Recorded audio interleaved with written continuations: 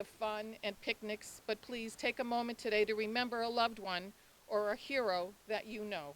Let them know they are in your prayers. And by all means, God bless America for the liberty and freedom they have provided to all of us. Thank you. Thank you, Mrs. Teresi.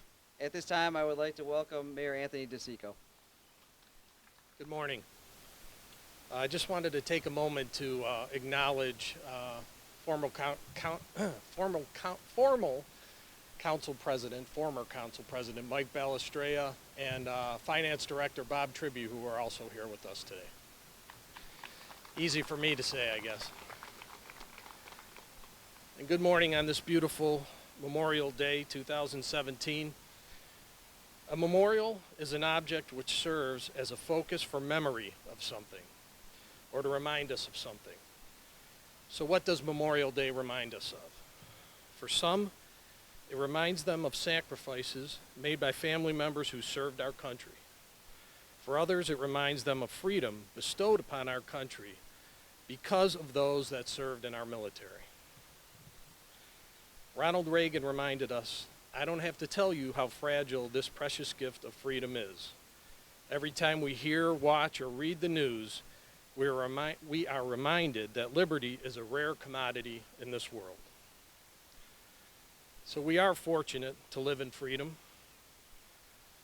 We are free to live where we choose, free to attend colleges and universities, free to attend churches, synagogues, and all houses of worship. We have freedom of dress, freedom of employment, freedom, simply freedom. We are fortunate to start today and every day protected and safe. This day is set aside to remind us to honor those that fought for and protected our freedom. As we saw the flag raised today, think about what the colors reminded us of. White signifies purity and innocence. Think of our young men and women who voluntarily enlist in the military to protect our freedoms. Red signifies hardiness and valor. Think of our military members who have fought and are currently fighting with valor and hardiness each day to protect our freedoms. And blue signifies vigilance. Think of all those in our armed forces that stay vigilant throughout the world and continue to protect our freedom.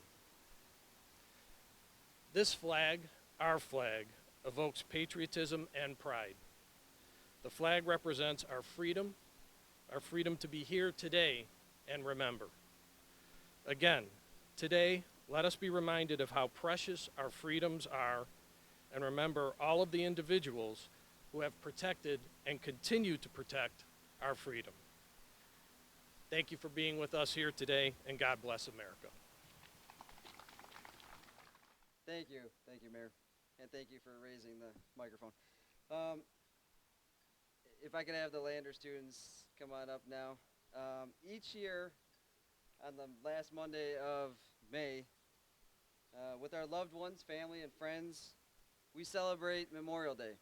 And not knowing the official kickoff, not knowing the exact reason why, I began to research. And what I kept finding was one name, he kept continuing to emerge, Oliver Wendell Holmes. So Oliver Wendell Holmes was born to a prominent Boston family, steeped in academia and the ability to pen brilliant works. His father was an author and a physician, while his mother was an avid supporter of the abolitionist movement. His scholarly path led him to exclusive private schools, and before he could attend Harvard, he enlisted during the Civil War. Holmes was a first lieutenant in the 20th Massachusetts Infantry Regiment, and then as an aide-de-camp to a Union general. He was seriously wounded 3 times at the battles of Ball's Bluff, Antietam, and Fredericksburg. Before he passed away at the age of 94, he insisted on being buried in Arlington Cemetery with his fellow soldiers, and his gravestone, under a tree not far from JFK's, lists his military career with the Massachusetts Infantry first, ahead of his service as the Supreme Court of the United States. Upon his return from battle, he blazed his way through Harvard and the bar and began practicing private law. He reached the Massachusetts Supreme Court, and shortly after his 2 memorable Memorial Day speeches, he was appointed to the United States Supreme Court. He did that in 1902.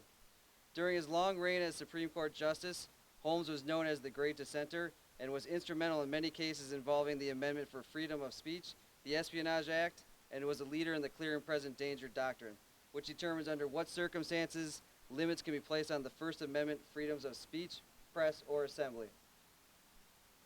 Holmes's first speech was an address delivered on Memorial Day, May 30th, 1884, at Keene, New Hampshire, before the Grand Army of the Republic. This remarkable speech explains how grief and memory for the fallen dead unite the nation on Memorial Day. Before that, Memorial Day was segregated, as the origin of Memorial Day was to honor that served in the Civil War into North and South. This speech catapulted Memorial Day to national prominence and helped unite both sides. Holmes' second speech was delivered to a graduating class from Harvard on Memorial Day, May 30th, 1895. The speech was named The Soldier's Faith, a term Holmes dubbed the cause overshadowing the duty to fight. This memorable speech by Holmes drew on his Civil War experiences. These three kids from Lander Elementary School will be reciting excerpts from the two speeches. And the first one, I apologize, will be read by Owen Milroy. Excerpts from an address delivered from Memorial Day, May 30th, 1884, at Keene, New Hampshire, before the Grand Army of the Republic. So, to the indifferent inquirer who asks why Memorial Day is still kept up, we may answer. It celebrates and solemnly reaffirms from year to year a national act of enthusiasm and faith. It embodies in the most impressive form of our belief that to act with enthusiasm and faith is a condition of acting greatly. To fight out a war, you must believe something and want something with all your might. So must you do to carry anything else to an end worth reaching. More than that, you must be willing to commit yourself to a course, perhaps a long and hard one, without being able to foresee exactly where you will come out. All that is required of you is that you should go somewhere as hard as ever you can. The rest belongs to fate. One may fall at the beginning of the charge or at the top of the earthworks, but in no other way can he reach the rewards of victory. Such hearts, ah me, how many, were stilled 20 years ago, and to us who remain behind is left this day of memories. Every year, in the full tide of spring, at the height of symphony of flowers and love and life, there comes a pause, and through the silence we hear the lonely pipe of death.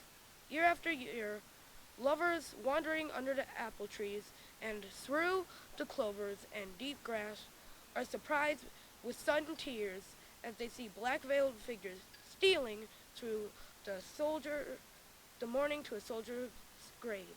Year after year, the comrades of the dead follow, with public honor, procession, commemorative flags, and funeral march. Honor and grief from us who stand almost alone have seen the best and noblest of our generation pass away.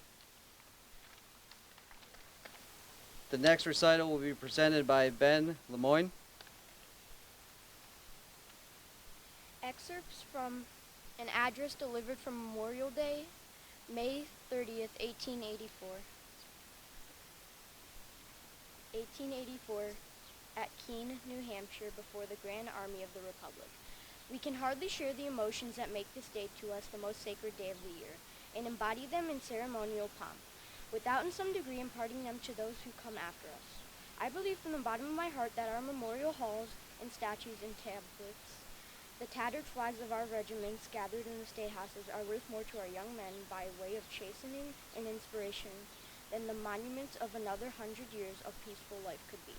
When we meet thus, we do honor to the dead in terms that must sometimes embrace the living. We do not deceive ourselves. We attribute no special merit to man for having served when all were serving. We know that if our armies of our war did anything worth remembering, the credit belongs not mainly to the individuals who did it, but to average human nature. We also know very well that we cannot live in associations with the past alone, and we admit that. If we would be worthy of the past, we must find new fields for action or thought and make for ourselves new careers. The final recital will be presented by Christine Rocco. Excerpts from an address delivered for Memorial Day, May 30th, 1895, for a graduating class at Harvard University. Behind every scheme to make the world over lies the question, what kind of world do you want? The ideals of the past for men have been drawn from war, as those for women have been drawn from motherhood. For all our prophecies, I doubt if we are ready to give up our inheritance. Who is there who would not like to be thought a gentleman? Yet what has that name been built on but the soldier's choice of honor rather than life? To be a soldier or descended from soldiers in time of peace, to be ready to give one's life rather than suffer disgrace, that is what the word has meant. And if we try to claim it at less cost than a splendid carelessness for life, we are trying to steal the goodwill without the responsibilities of the place. I do not know what is true. I do not know the meaning of the universe. But in the midst of doubt, in the collapse of creeds, there's one thing I do not doubt. That no man who lives in the same world with most of us can doubt, and that is that the faith is true and endurable, which leads a soldier to throw away his life in obedience to a blindly accepted duty, in a cause which he little understands, in a plan of campaign which he has little notion, under tactics of which he does not see the use. As for us, our days of combat are over. Our swords are rust. Our guns will thunder no more. The vultures that once wheeled over our heads must be buried with their prey. Whatever of glory must be won in the council or the closet, never again in the field. I do not repine. We have shared the incommunicable experience of war. We have felt, we still feel, the passion of life to its top. If you guys can give them one more round of applause. These kids from Lander do a very good job. It's a good sense of community to have these kids come out. They did a great job. Thank you. It is an honor now to introduce to you our keynote speaker, Specialist Andrew Bergman of the United States Army. Andrew grew up in a small town in Kansas and enlisted in the United States Army in 2007 at the age of 18. He served for 4 years with the 3rd Infantry Division, deploying in support of Operation Iraqi Freedom in 2007 and 2011. In 2012, he was assigned to the 10th Mountain Division and deployed in support of Operation Enduring Freedom, and in 2013. Andrew was so sorry. Read that wrong, I apologize. Trying to go too fast. Let me start that one over. You're welcome. Andrew was honorably discharged in 2015 and currently resides in Mentor, Ohio. Andrew's awards and recognitions include Combat Infantryman Badge, Expert Infantryman Badge, Army Commendation Medal, Army Achievement Medal, Iraq Campaign Medal, Afghanistan Campaign Medal, Global War on Terrorism Medal, Overseas Medal, and the National Defense Service Medal. I would now like to present Specialist Andrew Bergman. Good morning. Everybody hear me? All right. So I was asked to come up here and give you guys a little bit of speech of what Memorial Day means to me. I have a speech prepared. I'm not going to use it. Memorial Day to me is, it's not about the ones who are living, who made the sacrifice, who are still breathing. It's about the ones who never made it home. It's about the fallen. We have Vietnam veterans here. We have no living World War I veterans. We have World War II, Korean War, and our current conflict's a war on terrorism. You can thank a service member for their service. All that I ask is that you do that on Armed Forces Day or Veterans Day. I'm going to share with you a story I've never told anybody, so I hope I don't mess it up, and I apologize for the tears. Let me grab this. All right. Been on 3 deployments, 2 to Iraq, 1 to Afghanistan. My most recent deployment was in Afghanistan in 2013. One of my best friends, my battle buddy, Sergeant Cameron DeBardo, is sitting in the crowd right now. He's one of the ones that invited me here. It's a good dude. So we deployed in January of 2013. It was a 9-month deployment to Afghanistan. We're in southern Afghanistan, and it wasn't too bad. Everything was smooth up until August. August 28th, 2013, we were on our way home. I was due to be home on September 22nd. Cameron was due to be home in between, I think it was September 12th. our FOB came under attack on August 28th. I was walking down the road with our platoon leader at the time, and all I heard was this loud explosion. Sergeant DeBardo and another soldier just went tearing off the road on one of our small vehicles to get around the FOB. Just heard this loud noise. Then all of a sudden there's a huge fireball, black smoke right behind it. You can't imagine what it was. And then our first instinct is we got to get to the gear. We got to get to our gear, we got to get safe. Where's all the guys? So we all rallied up at our living quarters. There's alarms going off, there's crack shots, there's pop shots, there's RPGs, indirect fire. What had happened was there was a